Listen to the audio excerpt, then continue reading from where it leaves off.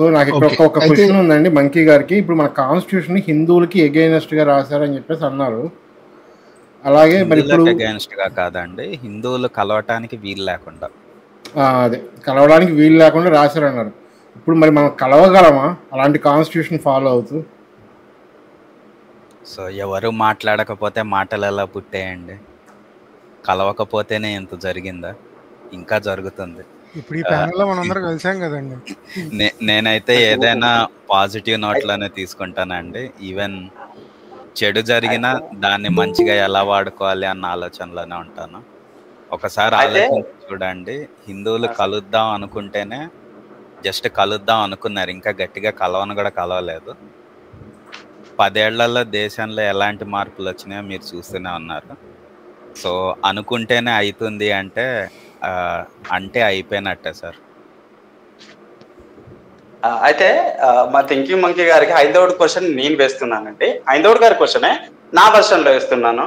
ఎందుకంటే మన thinking monkey గారి మాటల్లోనే ఇది హిందూస్ యునైటెడ్ అవ్వడం అనేది కాన్స్టిట్యూషన్, ఫాదర్ ఆఫ్ కాన్స్టిట్యూషన్స్ వాళ్ళ యొక్క నైట్ మేర్, పీడకల అని వాళ్ళ మాటల్లో అన్నారు. సో నేను కూడా అదే అంటున్నాను. సో అది నిజంగానే పీడకల లేకపోతే వాళ్ళ ఉత్తి భయాల? అదే మన హైందవుడు గారు అన్నట్టుగానే ఎందుకు వాళ్ళు కలవకూడదని అనుకుంటున్నారు? ఓకే సార్ చెప్పండి. యాక్చువల్లీ వెరీ గుడ్ క్వశ్చన్ అండి. అంటే హిందూ కలవగలరా అనేది హైందవుడు గారి మాట చెప్తానండి. యాక్చువల్గా అంటే మనం ఇక్కడ కలిసామని మన ప్యానలిస్టులు చెప్పారు. యాక్చువల్లీ అది ఒకటే, కానీ మనం యాక్చువల్గా చాలా పెద్దగా కలిసాం. అదర్వైజ్ బీజేపీ అనేది అధికారంలోకి సింగిల్ పార్టీగా రావడం అనేది అది జరిగే పని కానే కాదు. మీరు ఏ పొలిటికల్ ఈక్వేషన్ తీసుకోండి, నియోజకవర్గాల డిజైన్ చూసుకోండి, ఏ రకంగానూ బీజేపీ అధికారంలోకి వచ్చే సమస్య లేదు. ఓకేనా?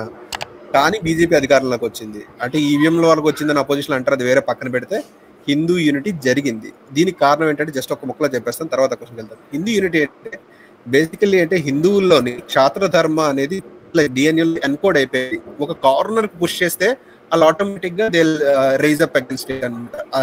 శివాజీ ఫైట్ చేసి ఛత్రపతి శివాజీ ఫైట్ చేసే టైంకి జస్ట్ ఒక చిన్న ఏరియాకి సుబేదార్ వాళ్ళ డాడీ అంతే. సో ఇక్కడ కూడా జరిగింది అదే. సో అసలు ఎటువంటి కౌంట్ పీపుల్ కూడా మంకీ గారు మీ వాయిస్ కొంచెం బ్రేక్ అవుతుంది, చూసుకోగలరా? మీ వాయిస్ కొంచెం బ్రేక్ అవుతుంది. ఓకే అయితే ఓకే ఇప్పుడు ఎలా కొంచెం బ్రేక్ అవుతుంది, పర్వాలేదు, అర్థం అవుతుంది. అయితే మొత్తానికి హిందువులంతా ప్రాప్తకాలజ్ఞుడు లాంటి వాళ్ళు అంటారు అనమాట. మనకి 3 చేపల కథ దీర్ఘదర్శి, ప్రాప్తకాలజ్ఞుడు, దీర్ఘసూత్రుడు అని. లేదు, నేను నా బుక్ లో రాయగలదండి.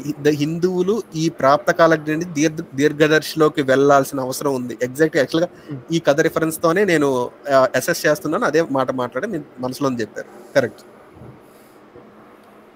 ఇంకొక చెప్పదలుచుకుంది ఏంటంటే ఈ ప్రాప్త కాలజ్ఞానం డిపెండ్ అయిపోతుంది. మనకు నెత్తి మీదకి వస్తే కానీ రియాక్ట్ కాము. నిజంగా 2014లో బీజేపీ వచ్చిందంటే అది బీజేపీ సక్సెస్ కంటే కూడా మన వాళ్ళ దగ్గర హిందూ యాక్ట్ అనే ఒక అత్యంత ప్రమాదకరమైన విషయం జరిగింది కదా, అది కొంచెం మేల్కొల్పించింది అందరినీ. అంటే అరే కొంచెంలో ఉంటే మొత్తానికి ఏమంటారు ఫిష్ నెట్కి ఆ కుక్కానికి తగులుకొని మొత్తం విలవిల్లాడిపోయేళ్ళం కదరా అనే మూమెంట్లో జస్ట్ తప్పించుకుంది అంతే.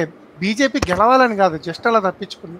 కానీ 2019కి వచ్చేసరికి మాత్రం ఇంకొంచెం బాగా మంచి రియలైజేషన్ అయితే అది. ఇప్పుడు చూద్దాం రిజల్ట్ని బట్టి అసలు మనలో హిందూ చైతన్యం ఎంత ఉందనేది నెక్స్ట్ మంత్ లోపల తెలిసిపోతుంది మనకి. కానీ కరెక్ట్ సార్, ఆన్సర్ చేస్తాను సార్, రామకృష్ణ గారు ఆన్సర్ చేస్తాను. అదే మహర్షి గారిది చెప్పిన పాయింట్ అంటే అదే సార్. యాక్చువల్గా ఎగ్జాక్ట్లీ హిందూ యూనిటీ కన్సాలిడేట్ అయిందా లేదా అనేది 2019 చెప్పదండి. ఎగ్జాక్ట్ మీ అభిప్రాయంతో నాకు 2024 చెప్తుంది. ఎందుకంటే రెండో టైం రావడం అనేది ప్యూర్ లక్ నా దృష్టి. ఎవరు వచ్చినది సరే, 3వ టర్మ్ వస్తేనే వీ హ్యావ్ బీన్ కన్సాలిడేటెడ్, అంటే మనం ప్రాప్త కాలజ్ఞత నుంచి దీర్ఘదర్శిలోకి వెళ్ళాం. లేదంటే మనం ఇంకా స్టిల్ అక్కడ లింగరింగ్ లోనే ఉన్నాం. మనం ఇంకా ఉధృతం చేయాలి మన ఇవి. అదే సార్, ఆ పీడకలు అన్నారు కదా, నిజంగానే చెప్తాను సార్. యాక్చువల్ గా వాళ్ళందరూ మేధావులండి, ఓకేనా? సో కాకపోతే మేధావితనం ఏంటి అంటే ఐ మీన్ ప్రపంచ మేధావితనం ఏంటంటే అప్పటికున్న పరిస్థితులకు తగ్గట్టు ఉంటుంది. ఇప్పుడు అప్పుడున్న పరిస్థితులకి ఇప్పుడున్న పరిస్థితులకి లైక్ కంప్లీట్ డిఫరెంట్ ల్యాండ్స్కేప్ అనమాట. వాళ్ళు పోస్ట్ 1945 ల్యాండ్స్కేప్ లో ఆలోచించారు. సో వాళ్ళు ఆలోచించిన తర్వాత ప్రపంచం వొలటిలిటీ నుంచి కంప్లీట్ స్టెబిలిటీలోకి వెళ్తుందని ఏ ఒక్కరికి హోప్ లేదు. ఎలా మీరు అంత ఈజీగా అలా చెప్పారు అని అంటే మీరు బుక్స్ చదివారు ఏంటంటే లేదు. ఎందుకంటే 1945 is completely an era of calamities and destructions and instabilities. So అలాంటప్పుడు ఒక కంట్రీని ఫామ్ చేయడం, అది ఇండియా లాంటి చీప్ కంట్రీని, అంటే చీప్ లెవెల్ కంట్రీని, ఎందుకంటే అందరి దృష్టిలో నాకు చీపే. ఎందుకంటే ఈ పెద్ద మనుషులు అందరూ బారిస్టర్లు చదువుకొని ఫారెన్ లో బారిస్టర్ చదువుకొని వచ్చారు. ఇక్కడ వీడికి నిషానిగాళ్ళు 1947 సెన్సస్ లో లిటరసీయన్స్ అంటే కేవలం సంతకం పెట్టడమే. సో సంతకం పెట్టడానికి 20% మించి రాదు ఎవరికి. సో కాబట్టి వీళ్ళని ఏ స్థాయిలో వాళ్ళు ఊహించుకుని ఉంటారో మీరు ఊహించుకోండి. ఓకే, పక్కన పెడితే ఇప్పుడు గ్లోబలైజేషన్తో ప్రపంచం కంప్లీట్గా మారిపోయింది. సో వాళ్ళ పీడకలకు అసలు అర్థమే లేదు. ఇంకొకటి ఏంటి అంటే వాళ్ళు మిస్టేక్ చేసింది ఏంటి అంటే మేబీ అప్పుడు కూడా మేధావులు ఉన్నారు, లేరని ఎవరైనా. ఇప్పుడు మన హెక్డెవర్ కానీ లేకపోతే సావర్కర్ కానీ వీళ్ళు కూడా కన్సిడర్ న్యాచురలైజ్డ్ రిలీజియన్ అని ఉంటుందండి ఒక పర్టికులర్ జాగ్రఫీకి. ఆ న్యాచురలైజ్డ్ రిలీజియన్ ఎప్పుడూ ప్రమోట్ చేసుకుంటూ ఉండాలి, అది స్టెబిలిటీ ఇస్తుంది. దాన్ని కాంగ్రెస్ వాళ్ళు మిస్ అవ్వడానికి కారణం దేవర్ హెవీలీ ఇన్ఫ్లుయెన్స్డ్. అదే మెకాలీ స్టూడెంట్స్ అంటాం కదా, మెకాలీ పుత్ర అంటాం కదా, అందువల్ల they have been heavily influenced by it and they have missed that very clear point. అంటే ఏంటి అంటే న్యాచురలైజ్డ్ రిలీజన్ అనేది జాగ్రఫికల్ స్టెబిలిటీ ఇస్తుంది, సోషల్ స్టెబిలిటీ ఇస్తుంది, కల్చరల్ స్టెబిలిటీ ఇస్తుంది. దాన్ని ఎందుకు మిస్ అయ్యారు అనేది నాకు అర్థం కాదు. ప్రాబబ్లీ ఎర్లీయెస్ట్ ఇండిపెండెన్స్ లో ముస్లిమ్స్ ఇన్ఫ్లుయెన్స్ చాలా హెవీగా ఉంది. సో అందువల్ల ప్రాబబ్లీ వాళ్ళు ముస్లిమ్స్ ని కూడా సాటిస్ఫై చేయాలి అన్న ఆరాటంలో ఇది అయిపోయారు. ఆల్మోస్ట్ అప్పటికున్న ముస్లిమ్స్ లో సుమారుగా 30 to 40% వెళ్ళిపోయారు బయటికి. సో దాంతో ముస్లిమ్స్ పర్సెంటేజ్ బాగా తగ్గింది. సో అందువలన probably Hindus got that again ఈ రిఫ్ట్ తగ్గిపోయి మరింత naturalise religion which is again సనాతన ధర్మ అనేది మరింత దాని ప్రభావం చూపించడం మొదలుపెట్టింది. సో అందువల్ల ఈ రోజున ఇండియా యొక్క అన్ని బౌండరీస్ ని మనది అని అనుకుంటుంది, లేదా మనది అనుకునేటట్టుగా చేస్తుంది కూడా ఈ న్యాచురలైజ్ రిలీజనే, అంటే సనాతన ధర్మమే. కాబట్టి మనం ఈ కాశ్మీర్ లో మొక్కదలకపోవడానికి కూడా సనాతన ధర్మే కారణం. నిజానికి మనం ఒక సోషలిస్ట్ లేదా ఒక కమ్యూనిస్ట్ ఐడియాలజీ నుంచి చూస్తే నిజానికి ఆ మొక్క ఇచ్చేసి మరింత స్టెబిలిటీ తెచ్చుకోవచ్చు. కానీ మనం ఆ మొక్క ఇవ్వడానికి మనసు ఒప్పుకోదే, ఎందుకంటే సాక్షాత్తు మన కశ్యప ఋషిది అది, మనం వదిలే ప్రసక్తే లేదు. మిగతా ప్రాంతం పోయిందంటే మన కర్మ ఫలం మళ్ళీ ఏదో రోజు తెచ్చుకుంటాం, ఆ కళలు కంటాం. There are wet dreams of Hindus. ఒక రోజు మళ్ళీ వన్ డే కుర్వంతో విశ్వమార్యన్. సో ఆ డ్రీమ్స్ ఉన్నాయి, వీళ్ళకి ఆ డ్రీమ్స్ ఉన్నాయి. అది జరగదా పక్కన పెడదాం. కానీ ఈ రోజుకైతే వదలకుండా చేస్తున్న ఆ సబ్ కాన్షియస్ స్టేట్ ఏది? అగైన్ సనాతన ధర్మ. సో సనాతన ధర్మ లేదా న్యాచురల్ రిలీజన్ ఏ ప్రాంతానికైనా, అంటే మీకు జపాన్కి షింటోయిజం, మీకు అంతెందుకు చైనా బెస్ట్ ఎగ్జాంపుల్ అనమాట. చైనా కమ్యూనిజం ఎగిసిపడి ఫైనల్ గా మళ్ళీ తావోయిజం ని బుద్ధిజం ని అడాప్ట్ చేసుకుంటుంది. ఎందుకు అంటే మీకు ప్రజల్ని కామ్ సెన్సెస్ లో ఉంచడానికి, కల్చరల్ గా వాళ్ళని ఒక న్యూట్రల్ లో ఉంచడానికి న్యాచురల్ రిలీజన్ చాలా ఇంపార్టెంట్ అనమాట. మీరు వెస్ట్ సక్సెస్ అంతా you can happily give it to Christianity. అదేంటండి క్రిస్టియానిటీ మిడిల్ ఏజెస్ తీసుకొచ్చింది, డార్క్ ఏజెస్ తీసుకొచ్చింది? No. Dark ages middle ages వచ్చింది, దాటుకున్న తర్వాత people will be happy with their customs and rituals. అంటే వాళ్ళు చేస్తున్న పనులతో మరింక దానికి వాళ్ళ క్వశ్చనింగ్ ఉండదు. అలాంటప్పుడు they will concentrate on something else అన్నమాట, అంటే సైన్స్, టెక్నాలజీ అలాంటిది. అలా భారతదేశానికి యాడ్ యువర్ పాయింట్ మంకీ గారు, క్రిస్టియానిటీ చాలా అక్కడున్న లోకల్ కల్చర్స్ ని డైజెస్ట్ చేసుకొని ఆ పండగలు అవన్నీ అట్టగే ఉంచేసింది. ఎగ్జాక్ట్లీ. సో ఆ న్యాచురల్ రిలీజన్ గా అది ఎప్పుడైతే ఫామ్ అయిందో అది ఇంకా దానికి కన్ఫ్లిక్ట్ ఉండదు ఇంకా లోకల్ గా. ఆ కన్ఫ్లిక్ట్ ఎప్పుడైతే పోతుందో అప్పుడు కేవలం ఇప్పుడు నా స్టార్టింగ్ లో చెప్పాను, హిందువులు నెక్స్ట్ మంత్ ఈఎంఐ ఎలా కట్టాలి, పిల్లల స్కూల్ ఫీజు ఎలా కట్టి ఇది ఆలోచించుకుంటారు. అక్కడే తీసుకొస్తుంది, అంటే సామాన్యుడిగా మనిషిని మనిషిలా చేస్తుంది న్యాచురల్ రిలీజియన్. అదేంటి మతం మనిషిని మనిషిలా చేయడం మూర్ఖంగా చేయాలి కదా అనుకుంటారు. అది అక్కడే మిస్టేక్. న్యాచురల్ రిలీజియన్ కుండే గొప్పతనం అది. సో అది దాన్ని మనిషిని మనిషిలా ఉంచేస్తుంది అనమాట. దాన్నే మనం ఈ కమ్యూనిస్ట్ భాషలో పరిభాషలో సెక్యులర్ అంటాం అనమాట. సో హిందువులు సెక్యులర్ కాదు, హిందువులే. సెక్యులరిజం అనేది it is actually common trait of a natural religion.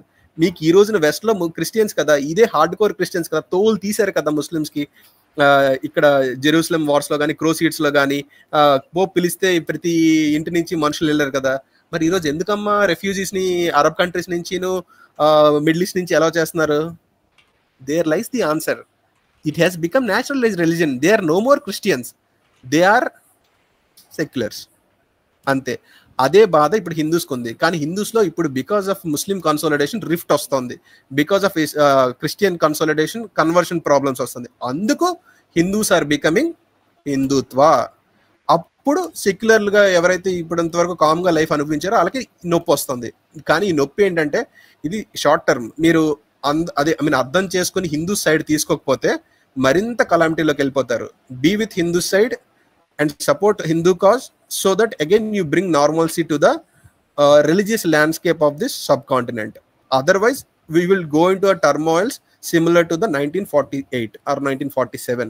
మళ్ళీ అక్కడికి వెళ్తుంది. అక్కడికి వెళ్ళకూడదంటే బి హిందుత్వ, బి ప్రో హిందుత్వ అంతే. హిందూ ఈ దేశానికి పెద్దన కాదు, హిందూ ఈ దేశం యొక్క రక్తం. హిందుత్వం అనేది అది ప్రతి మనిషిలోనూ సబ్ కాన్షియస్ లో నడుస్తున్నప్పుడు మనుషుల్లా ఉంటారు. అది లేనప్పుడు ప్రమాదం. కాన్స్టిట్యూషన్ మేకర్స్ అది ఎన్విజన్ చేయలేకపోయారు. ఎందుకంటే they were all anglicised I mean Indians, they are not Hindus at all. అలా చేసిన కొద్ది వాయిసెస్ ని అంటే సావర్కర్ కానీ వీళ్ళందరినీ వెలివేసి దూరంగా పెట్టారు. బట్ స్టిల్ ఐ మీన్ చెప్పాను కదా, ఒక ల్యాండ్ యొక్క న్యాచురల్ రిలీజన్ ఎవడు ఆపలేడు, తొక్కలేడు. ఓకేనా? సో కాబట్టి అది ఎప్పటికప్పుడు స్ప్రౌట్ అవుతూనే ఉంటది, అది మళ్ళీ దాన్ని గ్రో అవుతూనే ఉంటది. We are in the growing phase అంతే.